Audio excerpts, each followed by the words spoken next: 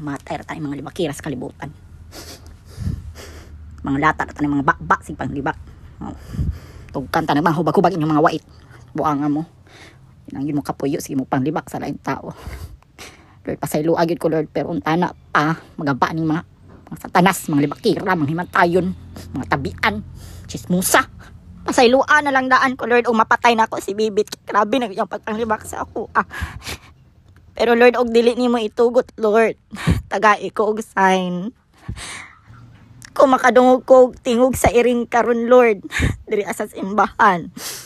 Dili gid nako dayon nun ang ako ang plano na hiluan si Bibit karon na adlaw kay wa na ko kabalon siya ko buhaton Lord. Wa na din anako makontrol akong kaugalingon sa akong kalagot makapatay gyud ko Lord padungga ko og sign. Hinay man to Lord kanang kusog-kusog Lord kanang makaingon gyud ko nagikan gyud sa imo ha. Lord kay imo man kong gipunggan Lord na makasala sa iya ha. Iya mga baboy na lang akong hiluan Lord. Tuguti ko Lord pero og dili ko nimo tugutan imo ko padunggon og tingog sa iro mo na ang sign na akong pangayoon Lord tingog sa iro Lord.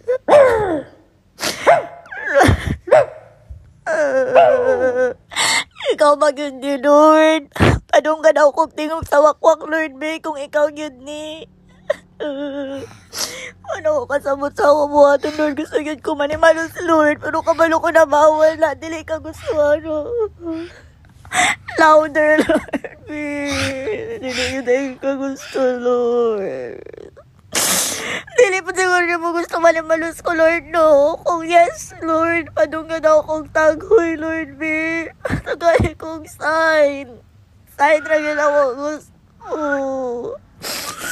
Saan ko naman ni Lord? Ano ko kasabot? Pero kayo.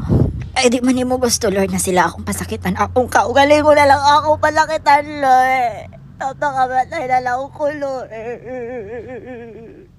Walang ulayin mabuhat Lord. Pero kung dili mo gusto Lord tagai kong sign. Padungga ko og tao na mo singgit karon sa simbahan. Awas mo magsinggit-singgit. Dili ka way di ba mani. Una anak. Kristo mo mga nag-ampit sa simbahan.